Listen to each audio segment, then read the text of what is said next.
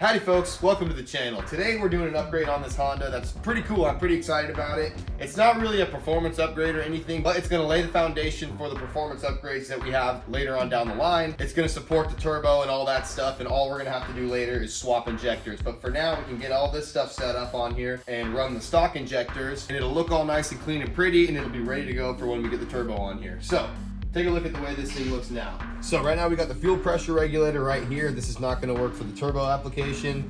We got the OEM fuel rail, the OEM return line, and the OEM feed line coming off of the fuel filter right here. So we're gonna replace from here. So we're gonna get rid of all this OEM stuff, basically up to the fuel rail. We'll leave the OEM hard lines, because those will be fine for now. These are gonna flow as much as my AN6 lines anyway, so it's not gonna be a big deal there. But we're gonna replace all this stuff with AN6, and it should look nice and pretty. And we're gonna try to clean up some of this wiring in the engine bay as well. So this is what it looks like now. Hopefully by the time we're done with all this, it should look a lot cleaner and prettier. And like I said, the whole fuel system will be ready for the turbo setup. So let's get going on this. First things first, let's disconnect this battery. Alright, battery out of the way. We'll zip this intake off. Okay, so now I'm gonna pop this OEM fuel rail out, and then we should have access to everything we need to have access to. We'll get rid of these old lines, we'll make some new AN lines, and we'll get everything plumbed back up, and it should look nice and pretty. Alright, so now we'll get this fuel rail popped out. There's two 10 millimeters. There's one right here, and then there's one right here on the back side. Then we can pop the whole fuel rail out with all the injectors.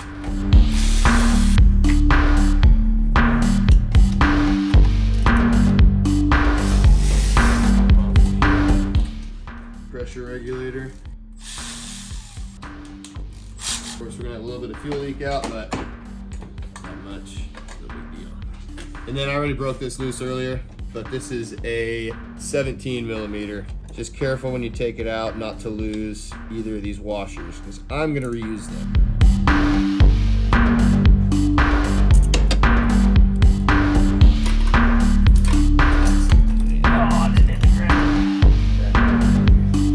Fuel rail out of the way, we can go ahead and disconnect these little wires right here. You just gotta kind of squeeze these and pop them through these brackets right here. They fit right into these squares.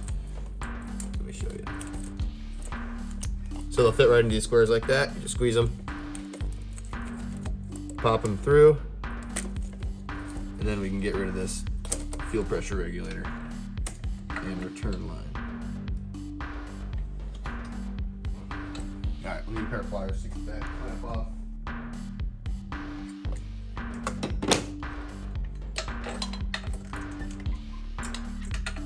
We're gonna end up cutting this hose back a little bit further because we're gonna transition to the AN line off of this hose on the return. But get rid of all this stuff.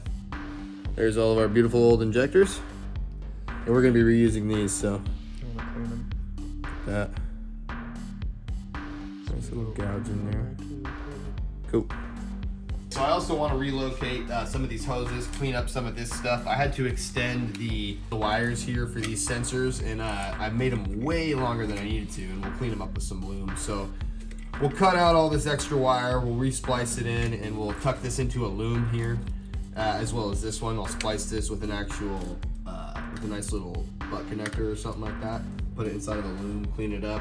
And these vacuum lines. I think I want to run this back behind the intake here and up underneath in this hole, through the top and into this bottom line right here. Kind of looks ugly going over the top like this. So we'll clean up some of this stuff, make it look a little prettier. So these are the two fittings that are allowing me to do this with relative ease here. We got a banjo, a 12 millimeter banjo to AN, 6 AN, and we have a 1/4 inch barb to 6 AN fitting. So these are the two that are gonna allow us to basically go from the stock fuel injector, stock banjo style fuel filter, over to the new fuel rail, and then out of the fuel rail into the pressure regulator, and then out of the pressure regulator into the return right here. So nice parts make everything go smooth. Might be saying that a little bit too early, but alrighty, so this little pigtail going over to the idle air control was just about the right length to tuck it away real nice. Actually, check this out real quick. I am gonna just run it straight down through there, like that.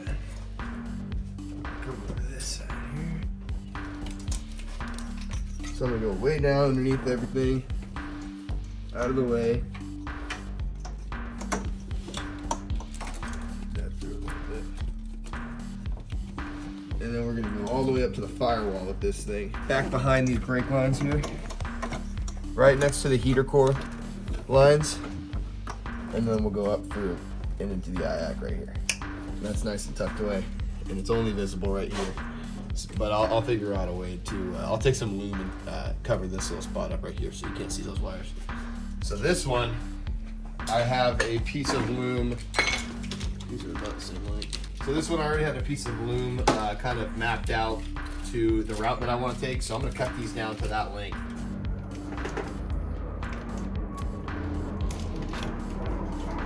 Got these fancy schmancy solder shrink son of a guns.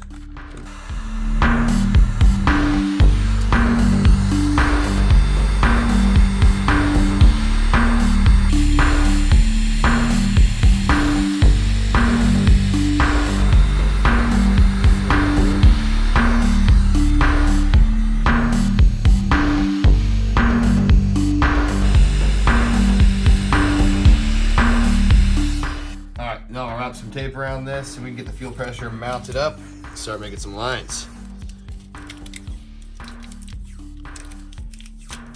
You're handling this roll of electrical tape like a disabled girl. Disabled. I can't say the other word. Wait, the other word for what? Disabled?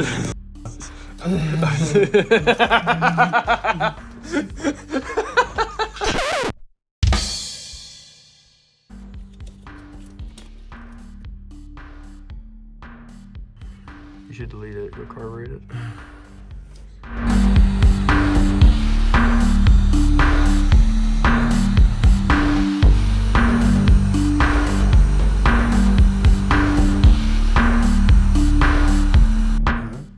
What's the name of the guy in Jetpack Joyride?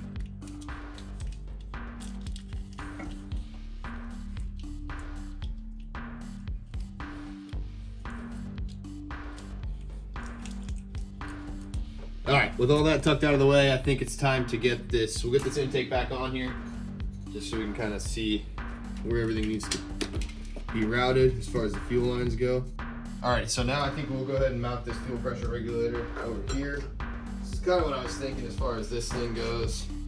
A little something like this. There's not really a great place. I don't really love how that looks, but I think it'll work just fine. Yeah, I don't really know. It's gonna be hard to. I can make you a drop bracket. Alrighty guys, my brother left for a little bit, so I'm back to filming alone, but there's still a lot that I can get done while I'm over here alone. For example, I got this fuel rail in here kind of mocked up. Obviously none of the injectors are in there yet. And I got the feed line right here kind of routed about where it needs to be, and I'm about to tape this off, mark it, and cut it. I'll show you guys how to do that in just a second. But first, I want to talk about the return side that goes to the fuel pressure regulator. So initially, I was going to try to put the fuel pressure regulator right here.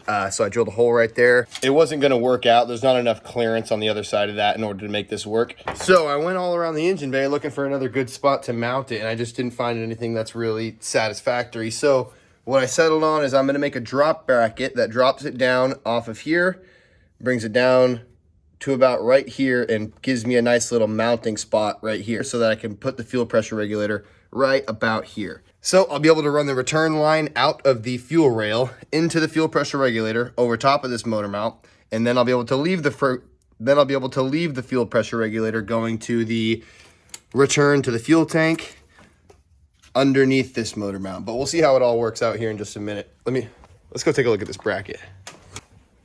So as you can see, grinder and paint makes me the welder I ain't. All right, so I got this nice fat red tape that I think is gonna work great for this. You wanna tape around this stuff so that it doesn't fray out when it cuts, and it just gives you a nice, easy way to mark it. So I'm gonna hold this kind of right where I want it to be, give myself a tiny bit of extra slack, but not too much, right about there. And then I'm gonna put a wrap of tape, trying to aim the middle of the tape right here. So I don't have a tripod set up or anything right now, but just bear with me. I'm gonna put some tape around that, and you guys will be able to figure this out. So just bear with me real quick. I'm gonna put some tape on that. Alrighty, we got that nice clean wrap of tape around there. Now we'll take this out here and cut it. Like I said, angle grinder with a cutoff disc. Some of you might You might want to put it in a vise or something like that, but I'm not too worried about it. I got a steady hand.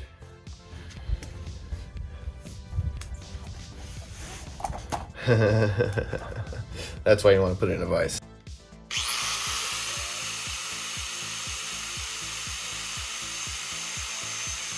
Finish it off with a nice sharp razor blade. And to be honest with you, next time I am going to put this thing in a vise. All right, that's good enough. Okay, so I got a 17 and a 19 millimeter wrench. If you got 8 end wrenches, more power to you. But these will work just fine. So we'll slip this end over.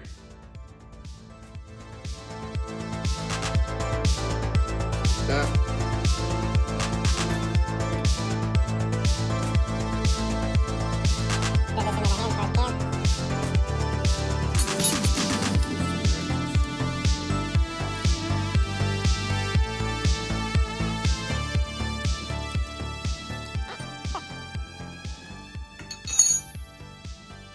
And you see the wrench didn't ding it up too bad. I mean, there's a little spot right there, but if I didn't let the wrench slip, then it wouldn't have done that to it. Would have been okay. So if you got to use a wrench, it's no big deal.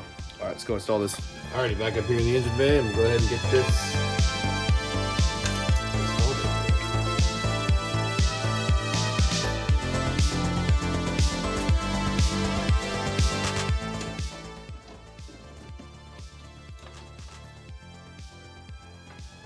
All right, that looks pretty sweet. It's nice and hidden. All right, I'm gonna go hit this thing with a quick coat of paint. You know what? Honestly, I think that's on there far enough.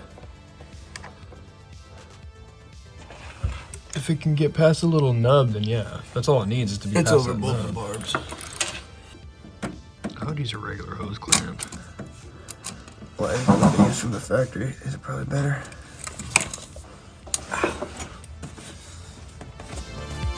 They clap easily around in the circle. They're just more annoying to get on.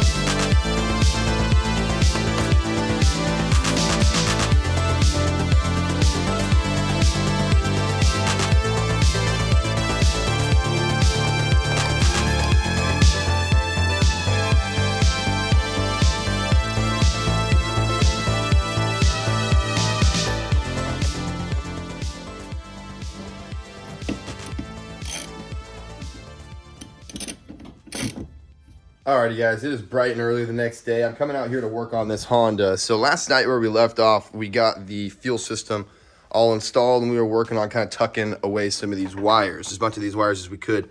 So I realized that if I turn around these fuel injectors, then I can run the harness for the injectors back behind the rail, and that hides it away really nicely. Kind of makes this whole engine area look a lot cleaner. So the only problem is these injectors, the one on either end, do not turn all the way around. There's a little bracket.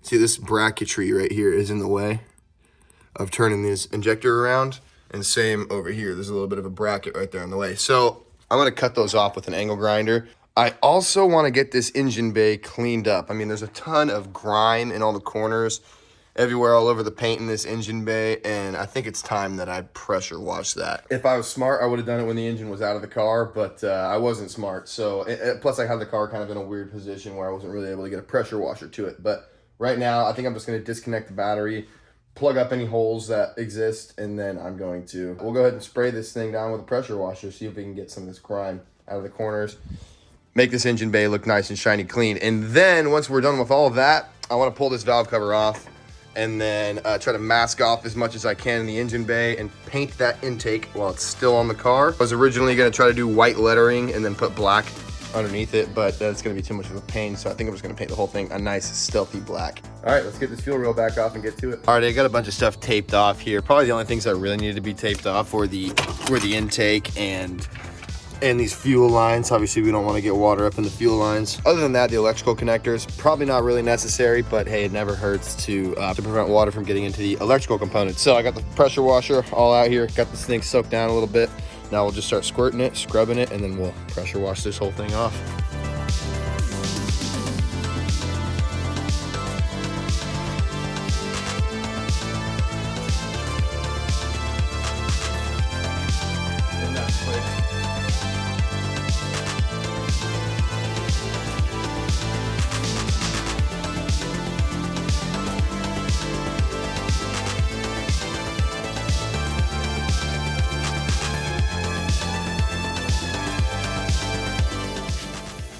Alrighty, like I said, it's not perfect, but you know what? It's a heck of a lot better than it was.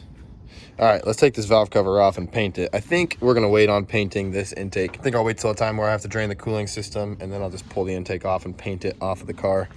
But for now, let's get this valve cover off and paint that.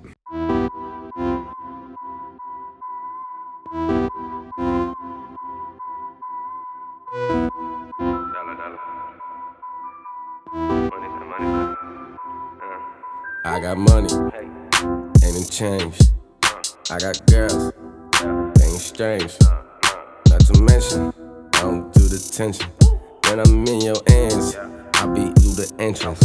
And I don't need no guest list when I pull up to the palace. Smoking every room, yeah, we smoking on the chalice.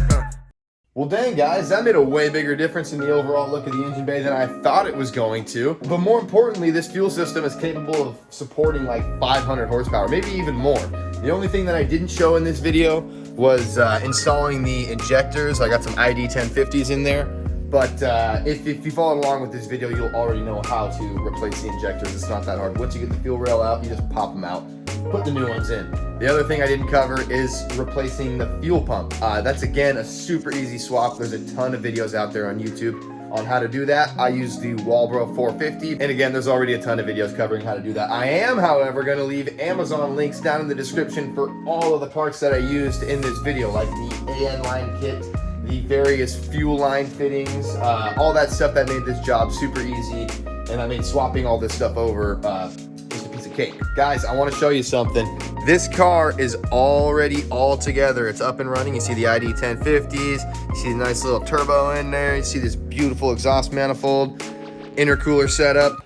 All this stuff is done. It's up and running on the turbo system on the Haltech, and I have a ton of footage that I need to edit for you guys and get some videos out to you guys. So make sure you subscribe to the channel and stay tuned for that stuff. If you want to see the difference between the close ratio and the long ratio OEM transmissions that came in these Hondas from the factory, head on over to my channel and check out the last video that I uploaded, as well as all the other Honda stuff that I have on my channel. There's a ton of videos with this Honda on there. So thanks for watching, guys. Stay tuned. Don't forget to like and subscribe. We'll see you in the next one.